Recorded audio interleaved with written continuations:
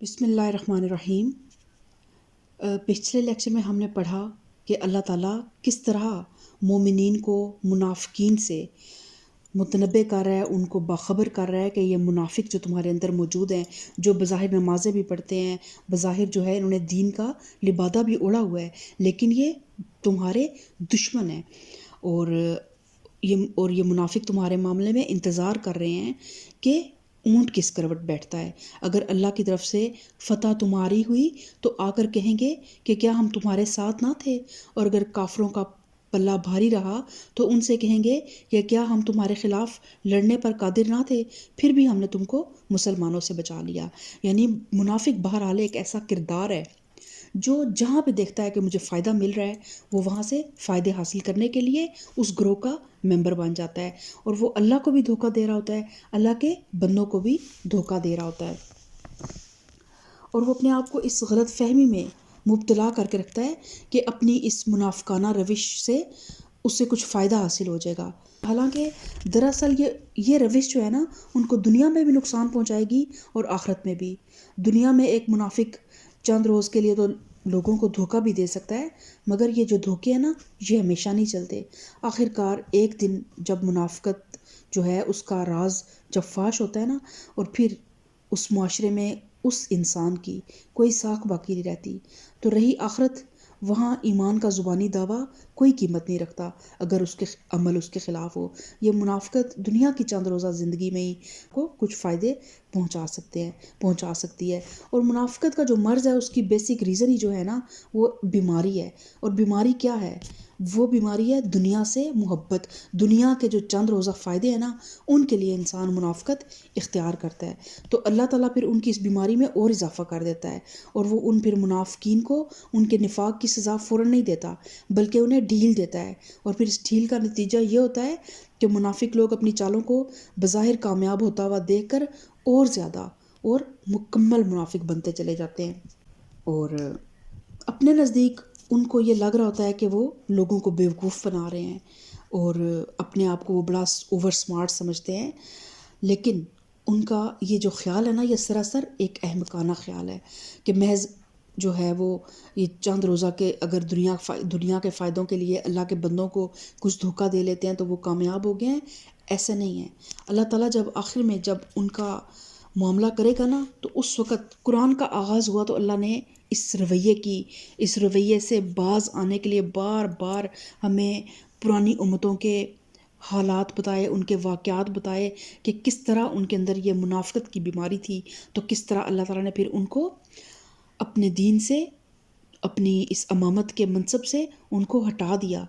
تو پھر اللہ تعالیٰ امت مسلمہ کو بار بار ان منافقین کے بارے میں بتاتا ہے، صرف اس لیے نہیں کہ ان منافقوں سے بچ کے رہو، اس لیے بھی کہ اس منافقت سے بھی بچ کے رہو، کہیں وہ منافقت تمہارے اندر نہ آ جائے۔ ہر وقت اپنا احتساب کرتے رہو، ہر وقت اپنے اندر جھانک کو دیکھو کہ انسان جو ہے نا، اس کا سب سے بڑا مفتی، اس کا سب سے بڑا جو ہے نا گواہ، اس کا اپنا دل ہوتا ہے۔ تو جو بھی انسان اللہ کے بندوں کے ساتھ یا اللہ کے ساتھ دین کے معاملے میں یا دنیاوی معاملے میں منافقت کرتا ہے نا، تو پھر وہ ان آیات کو غور سے سنے اور پھر اپنا احتساب کرے کہ کیا یہ آیات اسی کے لیے تو نازل نہیں ہوئی۔ تو آج ہم سورہ نساء آیت نمبر 142 سے اپنے لیکچر کا آغاز کریں گے۔ رب اشرح لی صدری ویسر لی امری واحلل عقدۃ من لسانی یفقہوا قولی واجعل لی وزیرا من اہلی رب زدنی علما۔ اعوذ باللہ من الشیطان الرجیم، بسم اللہ الرحمن الرحیم۔ ان المنافقین یخادعون اللہ وهو خادعهم واذا قاموا الى الصلاة قاموا کسالى یراؤون الناس ولا یذکرون اللہ الا قلیلا۔ یہ منافق اللہ کے ساتھ دھوکہ بازی کر رہے ہیں، حالانکہ در حقیقت اللہ ہی نے انہیں دھوکے میں ڈال رکھا ہے۔ جب یہ نماز کے لیے اٹھتے ہیں تو کسمساتے ہوئے محض لوگوں کو دکھانے کی خاطر اٹھتے ہیں اور اللہ کو کم ہی یاد کرتے ہیں۔ نبی کریم صلی اللہ علیہ وآلہ وسلم کے زمانے میں کوئی شخص اس وقت تک مسلمانوں کی جماعت میں شمار نہیں ہو سکتا تھا جب تک کہ وہ نماز کا پابند نہ ہو. جس طرح آج کے زمانے میں ہم دیکھیں کہ تمام دنیاوی جماعتیں اور مجلسیں اپنے اپنے اجتماعات میں کسی ممبر کی بلا عذر جو اگر وہ شریک نہ ہونا تو اس کو اس کی عدم دلچسپی پر محمول کرتی ہیں، اور مسلسل چند اجتماعات سے اگر کوئی ممبر غیر حاضر رہے تو پھر اسے ممبرشپ سے خارج کر دیتے ہیں. اسی طرح اسلامی جماعت کے کسی کارکن کا اس زمانے میں نماز با جماعت سے غیر حاضر رہنا اس بات کی صریح دلیل سمجھا جاتا تھا کہ وہ شخص اسلام سے کوئی دلچسپی نہیں رکھتا، اور اگر وہ مسلسل چند مرتبہ جماعت سے غیر حاضر رہتا تو یہ سمجھ لیا جاتا کہ وہ مسلمان نہیں ہے. تو اس بنا پر سخت سے سخت منافقوں کو بھی اس زمانے میں 5 وقت مسجد کی حاضری ضرور دینی پڑتی تھی،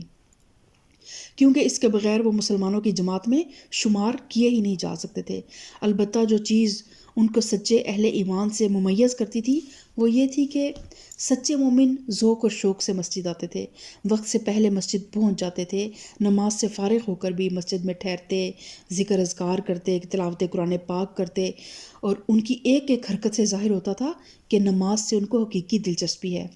بخلاف اس کے اذان کی آواز سنتے ہی منافق کی جان پر بان آتی تھی، دل پر جبر کر کے اٹھتا تھا، اور اس کے آنے کا انداز صاف غمازی کرتا تھا کہ وہ آ نہیں رہا بلکہ زبردستی اپنے آپ کو کھینچ کر لا رہا ہے، اور جماعت ختم ہوتے ہی اس طرح بھاگتا تھا گویا کسی قیدی کو رہائی ملی ہے. اور اس کی تمام حرکات و سکنات سے یہ ظاہر ہوتا تھا کہ یہ شخص اللہ کے ذکر سے کوئی رغبت نہیں رکھتا. مذبذبین بین ذالک لا الہ ہؤلاء ولا الہ ہؤلاء ومن یضلل اللہ فلن تجد لہ سبیلا. کفر و ایمان کے درمیان ڈاواں ڈول ہیں، نہ پورے اس طرف ہیں نہ پورے اس طرف. جسے اللہ نے بھٹکا دیا ہو اس کے لیے تم کوئی راستہ نہیں پا سکتے. اب اللہ تعالیٰ ان منافقین کے بارے میں کہہ رہے ہیں کہ یہ تذبذب میں ہیں، ایک دل کی یکسوئی کے ساتھ نہ یہ کفر کی طرف ہیں اور نہ یہ ایمان کی طرف ہیں. تو اللہ تعالیٰ فرماتا ہے کہ جسے اللہ نے بھٹکا دیا ہو، یعنی جس نے اللہ کے کلام اور اس کے رسول کی سیرت سے ہدایت نہ پائی ہو، جس کو سچائی سے منحرف اور باطل پرستی کی طرف راغب دیکھ کر اللہ نے خود ہی اس طرف پھیر دیا ہو جس طرف وہ پھرنا چاہتا تھا، اور جس کی ضلالت طلبی کی وجہ سے اللہ نے اس پر ہدایت کے دروازے بند کر دیے اور صرف ضلالت کے راستے کھول دیے ہوں، ایسے شخص کو کوئی راہ راست نہیں دکھا سکتا، اور ایسے شخص کو راہ راست دکھانا کسی انسان کے بس کی بات نہیں ہے. اس معاملے میں اگر ہم دیکھیں نا تو ہم رزق کی مثال ایک دیکھتے ہیں کہ یہ ایک حقیقت ہے کہ رزق کے تمام خزانے اللہ کے قبضۂ قدرت میں ہیں. جس انسان کو جو کچھ بھی ملتا ہے وہ اللہ ہی کے دربار سے ملتا ہے، مگر اللہ ہر شخص کو نا اس راستے سے رزق دیتا ہے جس سے وہ خود رزق مانگتا ہے یا وہ کوشش کرتا ہے جدھر سے لینے کی. اگر کوئی شخص اپنا رزق حلال طریقے سے حاصل کرنا چاہتا ہے اور اس کے لیے کوشش کرتا ہے تو اللہ تعالیٰ پھر اس کے لیے حلال راستوں کو کھول دیتا ہے اور ان میں آسانیاں فرما دیتا ہے، اور جتنی اس کی نیت صادق ہوتی ہے اسی نسبت سے حرام راستے اس کے لیے بند کر دیتا ہے. لیکن اس کے خلاف جو شخص حرام خوری پر تلا ہو اور اسی کے لیے صحیح کرتا ہو، شارٹ کٹ سی ڈھونڈتا ہو، تو اس کو پھر اللہ کے اذن سے حرام کی روٹی ملتی ہے، اور پھر یہ کسی کے بس کی بات نہیں کہ اس کے نصیب میں رزق حلال لکھ دے. بالکل اسی طرح یہ بھی حقیقت ہے کہ دنیا میں فکر و عمل کی تمام راہیں اللہ ہی کے اختیار میں ہیں. کوئی شخص کسی راہ پر بھی اللہ کے اذن اور اس کی توفیق کے بغیر نہیں چل سکتا. رہی یہ بات کہ کس انسان کو کس راستے پر چلنے کا اذن ملتا ہے اور کس راستے پہ چلنے کے اسباب جو ہیں اس کے لیے ہموار کیے جاتے ہیں، تو اس کا انحصار سراسر آدمی کی اپنی طلب اور سعی پر ہے. اگر وہ اللہ سے لگاؤ رکھتا ہے، سچائی کا طالب ہے، خالص نیت سے اللہ کے راستے پر چلنے کی صحیح کرتا ہے، تو اللہ اسی کا اذن اور اسی کی توفیق اسے عطا فرماتا ہے اور اسی راستے پر چلنے کے اسباب اس کے لیے موافق کر دیتا ہے. تو اسی لیے اکثر میں آپ سے یعنی کہ آپ صلی اللہ علیہ وآلہ وسلم کی حدیث کا مفہوم بھی اس طرح ہے کہ ہدایت ایک ایسی چیز ہے جو خود طلب کرنے پر ملتی ہے. باقی سب کچھ دنیا کے مال دولت شہرت اچانک آپ کو پتہ نہیں چلتا اور وہ چیزیں آپ کو مل جاتی ہیں، لیکن ہدایت ایک ایسی چیز ہے جو آپ کے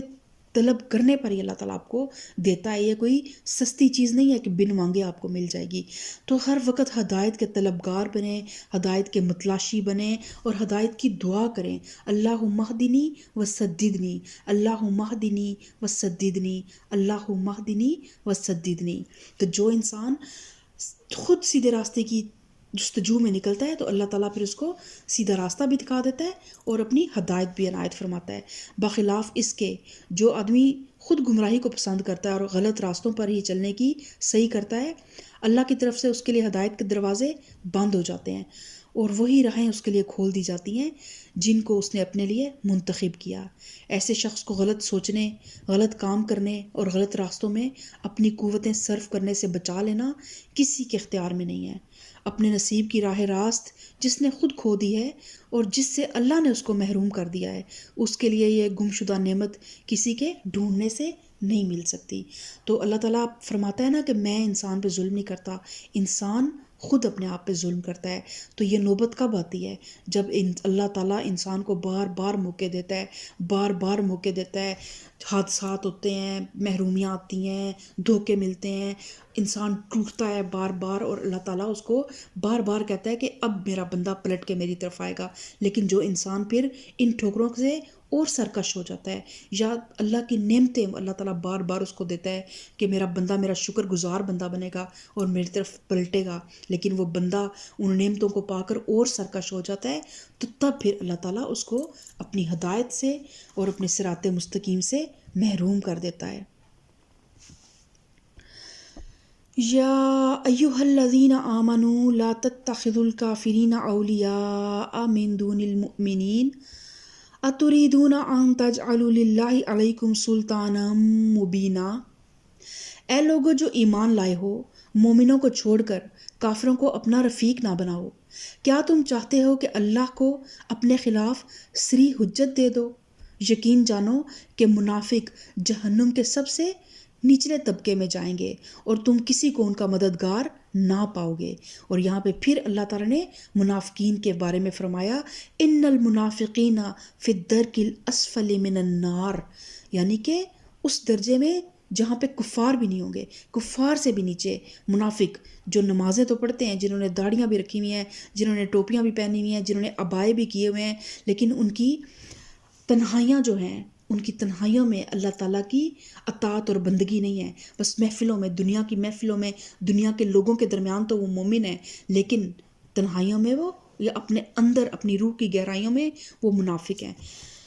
تو منافقت کوئی ایسی چیز نہیں ہے کہ انسان اسے سمجھ نہ سکے، یہ ایک ایسی چیز ہے کہ انسان اس کو سمجھ سکتا ہے. اور اسی بات کا اللہ تعالیٰ اگلی آیت میں اللہ تعالیٰ فرماتا ہے اِلَّا الَّذِينَ تَابُوا وَأَصْلَحُوا وَاعْتَصَمُوا بِاللَّهِ وَأَخْلَصُوا دِينَهُمْ لِلَّهِ فَأُولَئِكَ مَعَ الْمُؤْمِنِينَ وَسَوْفَ يُؤْتِ اللَّهُ الْمُؤْمِنِينَ أَجْرًا عَظِيمًا مَا يَفْعَلُ اللَّهُ بِعَذَابِكُمْ إِن شَكَرْتُمْ وَآمَنْتُمْ وَكَانَ اللَّهُ شَاكِرًا عَلِيمًا. تو اللہ تعالیٰ فرماتا ہے البتہ جو ان میں سے تائب ہو جائیں، یعنی منافقین میں سے، اور اپنے طرز عمل کی اصلاح کر لیں اور اللہ کا دامن تھام لیں اور اپنے دین کو اللہ کے لیے خالص کر دیں، ایسے لوگ مومنوں کے ساتھ ہیں اور اللہ مومنوں کو ضرور اجر عظیم عطا فرمائے گا. اور دیکھیں ہر انسان جو ہے نا، جب تک اس کو اللہ کی کتاب سے وہ جڑتا نہیں ہے نا، تو ہر انسان کسی نہ کسی حد میں اس کے اندر ایک منافقت پائی جاتی ہے. کیونکہ ہم اس دنیا میں آنکھ کھولتے ہیں، دنیا میں ایک ماحول ہی اس ٹائپ کا ہے کہ اگر آپ نے بالکل ایک ہی اسٹریٹ فارورڈ ہو کے موو کیا تو پھر آپ کے لیے آگے بڑھنا بہت مشکل ہو جاتا ہے، جب تک کہ آپ پھر اللہ کی کتاب سے جڑے نہیں ہوتے. پھر جب آپ اللہ کی کتاب سے جڑتے ہیں، اللہ کی آیات کو پڑھتے ہیں، اللہ تعالیٰ جب آپ اللہ کے جو وعدے ہیں جب آپ ان پہ یقین کر لیتے ہیں کہ بے شک مجھے نقصان ہو جائے گا، سچائی کے ساتھ زندگی گزارنے پہ میں نقصان تو اٹھاؤں گا، لیکن میرے لیے اللہ تعالیٰ نے جو اللہ کے جو وعدے ہیں، جب ہمیں ان پہ یقین ہوتا ہے تو پھر آہستہ آہستہ آہستہ انسان اس منافقت کے مرض سے نجات پا لیتا ہے۔ تو اللہ کے لیے اپنے دین کو خالص کر دینے کا مطلب یہ ہے کہ آدمی کی وفاداریاں اللہ کے سوا کسی اور سے وابستہ نہ ہوں، اپنی ساری دلچسپیوں اور محبتوں اور عقیدتوں کو وہ اللہ کے آگے نظر کر دے، کسی چیز کے ساتھ بھی دل کا ایسا لگاؤ باقی نہ رہے کہ اللہ کی رضا کے لیے اسے قربان نہ کیا جا سکتا ہو۔ تو اللہ تعالیٰ پھر جب اپنے بندے کو دیکھتا ہے کہ وہ نقصان اٹھا رہا ہے، وہ اپنے دنیاوی فائدوں کو میری خاطر قربان کر رہا ہے، میری آیات کو پڑھ کے اس کے اندر یہ تبدیلی آئی ہے، اور وہ ایک سمجھ لیں کہ دیا ایک لے کے ہواؤں کی زد میں آ گیا، تو اللہ تعالیٰ پھر اس دیے کا خود محافظ بن جاتا ہے۔ جیسے اللہ تعالیٰ کے بارے میں، اللہ تعالیٰ کے نور کے بارے میں شاعر مشرق علامہ اقبال نے فرمایا کہ نور خدا ہے کفر کی چالوں پہ خندہ زن، پھونکوں سے یہ چراغ بجھایا نہ جائے گا۔ تو اسی طرح ایک مومن جو ہے نا، مومن اس مومن کا جو چراغ ہے نا، وہ بھی ایک نور ہے۔ مومن بھی آہستہ آہستہ اللہ تعالیٰ مومنین کا ایک نور ہوتا ہے جو اللہ تعالیٰ مومنین کو دیتا ہے، اور اسی کے لیے پھر اللہ تعالیٰ نے ہمیں دعا بھی سکھائی، ربنا اتمم لنا نورنا واغفر لنا انک علی کل شیء قدیر، کہ اے ہمارے رب ہمارا نور ہم پہ مکمل کر دے۔ تو یہ جو مومن کا جو نور ہے نا، اسے بھی یہ دنیا کی جھوٹی ہواؤں سے، دنیا کے منافق لوگ کچھ نقصان نہیں پہنچا سکتے۔ وقتی طور پہ ہم کچھ نقصان اٹھاتے ہیں، لیکن وہ نقصان در حقیقت ہمارے ہی لیے فائدے کا باعث ہوتے ہیں۔ بعض اوقات ہم کچھ ایسی محفلوں، کچھ ایسے لوگوں سے اللہ پاک ہمیں اتنا دور لے جاتا ہے، اور ایک خوبصورت محفل اور ایک خوبصورت لوگوں کا آپ کو ہم سفر بنا دیتا ہے۔ بعض اوقات اللہ تعالیٰ ہم سے کھوٹا مال لے لیتا ہے اور ہمیں کھرا اور سچا مال دے دیتا ہے، اور برکت زیادہ جو ہوتا ہے، بعض اوقات کثرت میں برکت نہیں ہوتی، بعض اوقات اللہ ہم سے کثرت لے لیتا ہے لیکن اللہ تعالیٰ ہم کو برکت دے دیتا ہے۔ تو اللہ تعالیٰ کی عنایات کو ہم سمجھ نہیں سکتے۔ جب ہم جیسے جیسے قرآن کے سفر میں منازل کو طے کرتے ہیں، قرآن کی آیات کو اپنے اوپر امپلیمنٹ کرتے ہیں ان کا، اور ہم اپنے اندر سے کفر اور شرک اور منافقت اور حسد، ان چیزوں کو جب نکالتے ہیں اور اللہ کے بندوں کے لیے ایک خیر خواہی کا جذبہ رکھتے ہیں اور اللہ کے دین کے لیے بھی، تو پھر اللہ تعالیٰ جو ہے نا ایسے مومنوں کے اجر ضائع نہیں کر سکتا۔ تو اللہ تعالیٰ فرماتا ہے کہ ایسے مومنوں، تو ایسے لوگ جو اپنے دین کو اللہ کے لیے خالص کر دیں، ایسے لوگ مومنوں کے ساتھ ہیں، اور اللہ مومنوں کو ضرور اجر عظیم عطا فرمائے گا۔ آخر اللہ کو کیا پڑی ہے کہ تمہیں خواہ مخواہ سزا دے اگر تم شکر گزار بندے بنے رہو اور ایمان کی روش پر چلو۔ اللہ بڑا قدردان ہے اور سب کے حال سے واقف ہے۔ تو شکر کے اصل معنی ہے اعتراف نعمت یا احسان مندی۔ تو آیت کا مطلب یہ ہے کہ اگر تم اللہ کے ساتھ احسان فراموشی اور نمک حرامی کا رویہ اختیار نہ کرو، بلکہ صحیح طور پر اس کے احسان مند بن کر رہو، تو کوئی وجہ نہیں کہ اللہ تعالیٰ خواہ مخواہ تمہیں سزا دے۔ تو ایک محسن، اللہ تعالیٰ کی ذات کتنے احسان ہم پہ کرتی ہے۔ اس کائنات کا سب سے بڑا محسن کون ہے؟ اللہ تعالیٰ ہے نا۔ تو پھر ایک محسن کے مقابلے میں صحیح احسان مندانہ رویہ یہی ہو سکتا ہے کہ آدمی کے دل میں اس کے احسان، کہ آدمی دل سے اس کے احسان کا اعتراف کرے، زبان سے اس کا اقرار کرے، اور عمل سے احسان مندی کا ثبوت دے۔ انہی 3 چیزوں کے مجموعے کا نام شکر ہے، اور اس شکر کا اقتضا یہ ہے کہ اولاً آدمی احسان کو اسی کی طرف منسوب کرے جس نے دراصل احسان کیا ہے، کسی دوسرے کو احسان کے شکریہ اور نعمت کے اعتراف میں اس کا حصہ دار نہ بنائے۔ دوسرا یہ کہ آدمی کا دل اپنے محسن کے لیے محبت اور وفاداری کے جذبے سے لبریز ہو، اور اس کے مخالفوں سے محبت اور اخلاص اور وفاداری کا ذرا برابر بھی تعلق نہ رکھے۔ اور تیسرا یہ کہ وہ اپنے محسن کا مطیع اور فرما بردار ہو، اور اس کی دی ہوئی نعمتوں کو اس کے منشا کے خلاف استعمال نہ کرے۔ تو اللہ تعالیٰ نے یہاں پہ ویسے لفظ استعمال کیا ہے وَكَانَ اللَّهُ شَاكِرًا عَلِيمًا، کہ اللہ تعالیٰ قدردان ہے۔ تو جو لفظ شاکرہ استعمال ہوا ہے نا، شاکر، اس کا ترجمہ قرآن میں تو قدردان کیا گیا ہے، اس کا ترجمہ قدردان کیا گیا ہے۔ شکر جب اللہ کی طرف سے بندے کی جانب ہو تو اس کے معنی اعتراف خدمت یا قدردانی کے ہوتے ہیں، اور جب بندے کی طرف سے اللہ کی جانب ہوں تو اس کو اعتراف نعمت یا احسان مندی کے معنی میں لیا جاتا ہے۔ تو اللہ کی طرف سے بندوں کا شکریہ ادا کیے جانے کا مطلب یہ ہے کہ اللہ ناقدر شناس نہیں ہے. اس کی جتنی اور جیسی خدمت بھی بندے اس کی راہ میں بجا لائیں گے، اللہ کے ہاں ان کی قدر کی جائے گی، اور وہ اپنے تمام اعمال کا پورا بدلہ جو ہے نا اللہ سے پائیں گے، اور اللہ کسی کے اجر کو ضائع نہیں کرتا. دیکھیں ہم انسان ہیں، ہم کیا ہیں، ایک ذرے کے برابر بھی ہماری حیثیت نہیں ہے، لیکن جن انسانوں میں بھی تھوڑا سا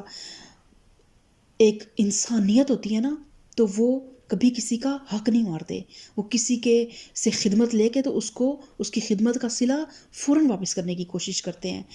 تو اللہ تعالیٰ تو پھر بادشاہ ہے. تو آپ کو کیا لگتا ہے کہ اللہ تعالیٰ کے بندے جب اس کے لیے اس کی راہ پہ چلنے کے لیے تکلیفیں اٹھائیں گے، اپنے آرام، اپنے سکون، اپنی رشتہ داریاں، اپنے انٹرٹینمنٹس، اپنی لذتیں، اپنی ہر چیز کو جب وہ اللہ کی راہ میں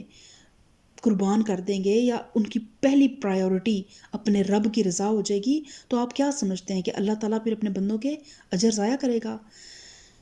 اللہ تعالیٰ کی ذات جو ہے وہ بہت زیادہ قدردان ہے. تو اللہ تعالیٰ ہمیں کبھی بھی اپنی رحمت سے مایوس نہ کرے، کیونکہ شیطان ہمارے دلوں میں جب ہمیں بعض اوقات اپنی محنتوں کے صلے نہیں ملتے، ہمیں اپنی کوئی بھی اللہ کے بندوں کے ساتھ جب ہم کوئی معاملہ کریں، تب بھی ہمارے ذہن میں کہیں نہ کہیں ان ریٹرن ہم کچھ چاہ رہے ہوتے ہیں. تو یہ بات اپنے ذہن میں رکھیں کہ ریٹرن صرف رب کی ذات کر سکتی ہے، بندے کچھ بھی ریٹرن نہیں کر سکتے. تو جب بندوں کے لیے کریں نا، تو رب کی ذات کو ذہن میں رکھا کریں کہ میں اللہ کے لیے کر رہا ہوں یا کر رہی ہوں. اور جب اللہ کے ہم حضور دعائیں مانگتے ہیں، بعض اوقات ہماری وہ دعا قبول نہیں ہوتی یا ہماری کوئی خواہش پوری نہیں ہوتی، تو ہم فوراً مایوسی کی طرف جانے لگ پڑتے ہیں. تو اللہ تعالیٰ نے فرمایا ہے کہ وَقَانَ اللَّهُ شَاكِرًا عَلِيمًا، کہ اللہ تعالیٰ بڑا قدردان ہے اور سب کے حال سے واقف ہے. تو اللہ تعالیٰ بعض اوقات ہماری بعض دعائیں جب قبول نہیں کرتا یا بعض خواہشیں، تو ہمیں نہیں پتہ کہ ہم انسان اکثر اپنے لیے شر مانگ رہا ہوتا ہے، لیکن اللہ تعالیٰ اس کو خیر دینے کا ارادہ رکھتا ہے. اور بعض اوقات ہم دنیا کی بڑی ادنا سی چیز مانگ رہے ہوتے ہیں، لیکن اللہ تعالیٰ اس کو ہمارے لیے آخرت میں ایک بہت بڑے اجر کی صورت میں محفوظ کر لیتا ہے. اور بہت سی دعائیں ایسی ہیں جو ہمیں پتہ ہی نہیں ہوتا، اور ہماری ان دعاؤں کے بدلے میں اللہ تعالیٰ ہمیں کچھ آلٹرنیٹ ان کا دے دیتا ہے جو ہمیں بالکل آئیڈیا نہیں ہو رہا تھا، بہتر دیتا ہے، لیکن ہمارا دماغ صرف ہماری اس دعا پہ ہی اٹکا ہوتا ہے کہ وہ پوری نہیں ہوئی. تو اللہ تعالیٰ ہمیں اپنا قرب عطا کرے، اللہ تعالیٰ ہمیں اپنی محبت عطا کرے، اللہ تعالیٰ ہمیں منافقت سے پاک کر دے، اللہ تعالیٰ ہمیں صراط مستقیم پہ چلنے کی توفیق عطا فرمائے. آمین. سبحان ربک رب العزت عما یصفون وسلام علی المرسلین والحمد للہ رب العالمین.